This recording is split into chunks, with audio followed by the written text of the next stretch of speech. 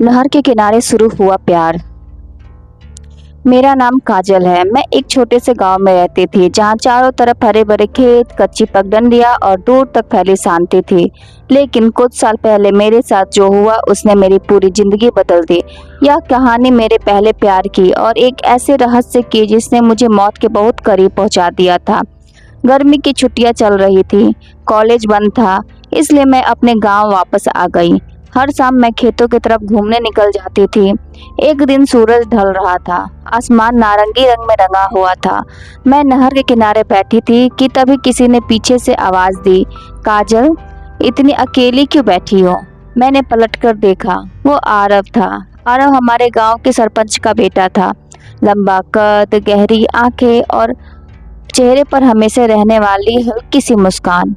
मैं उससे बचपन से जानती थी, लेकिन पिछले कुछ सालों में हम कभी ठीक से बात नहीं कर पाए थे। उस दिन हमारी बातचीत शुरू हुई और फिर हर साल मिलने का सिलसिला भी। धीरे धीरे हम दोनों एक दूसरे के बेहद करीब आ गए। हम घंटों नहर के किनारे बैठकर बातें करते, वे अपने सपनों के बारे में बताता और मैं अपनी छोटी छोटी ख्वाहिशों के बारे में।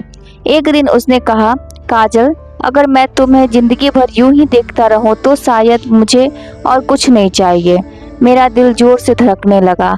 मैंने पहली बार उसकी आंखों में देखा। उस दिन बिना कुछ कहे ही मैंने अपना जवाब दे दिया था। हम दोनों एक दूसरे से प्यार करने लगे थे, लेकिन कहानी यहीं से बदलने वाली थी।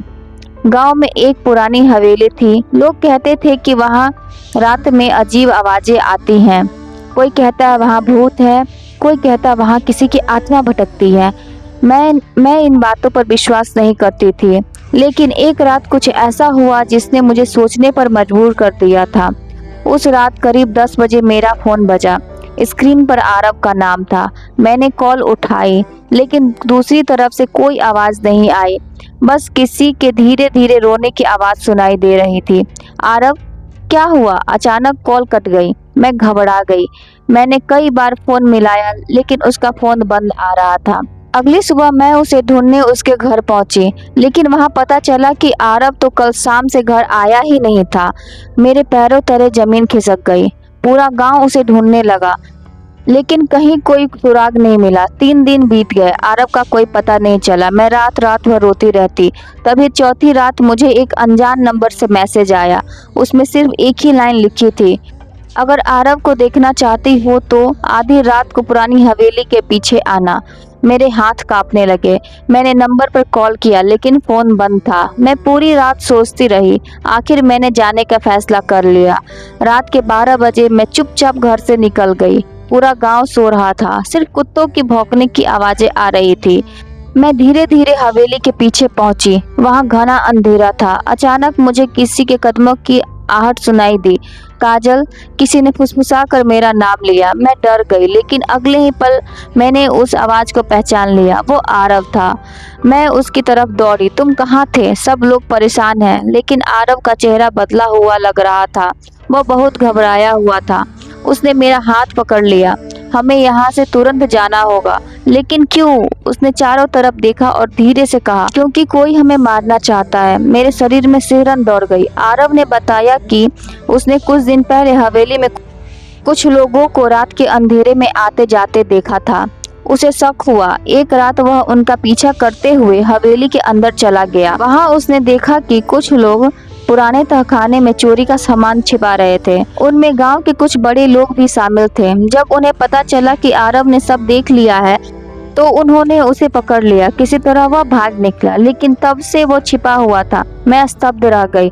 तभी हवेली के अंदर से टॉर्च की रोशनी दिखाई दी। कुछ लोग हमारी तरफ आ रहे थे। आरव बोला, भागो। हम दोनों खेत की तरफ दौड़ पड़े। पीछे से लोगों की आवाजें आ रही थी। रात का अंधेरा, चारों तरफ ऊंची फसलें। हम पूरी ताकत से दौड़ रहे थे। अचानक मेरा पैर फिसला और मैं गिर गई। मेरे टखने में चोट लग गई। मैं उठ नहीं पा रही थी। पीछे से लोगों की आवाजें और करीब आती जा रही थी। आरव मेरे सामने घुटनों के बल बैठ गया। काजल, तुम जाओ। मैं रोने लगी।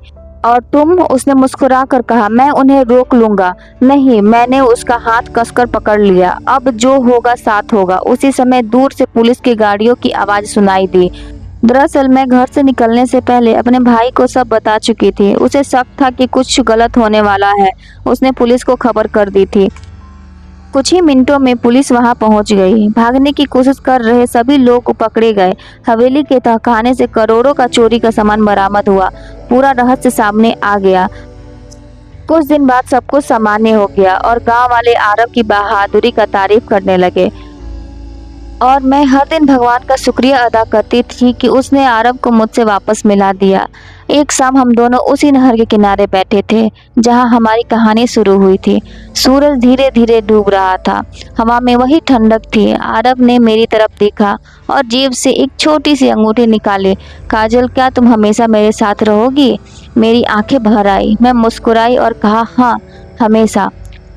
उस दिन मुझे समझ आया कि सच्चा प्यार सिर्फ खूबसूरत पलों का नाम नहीं होता। कभी कभी वह डर, संघर्ष और मुश्किल रास्तों से गुजरकर और भी मजबूत बन जाता है। और हमारी कहानी इनका सबसे बड़ा सबूत थी।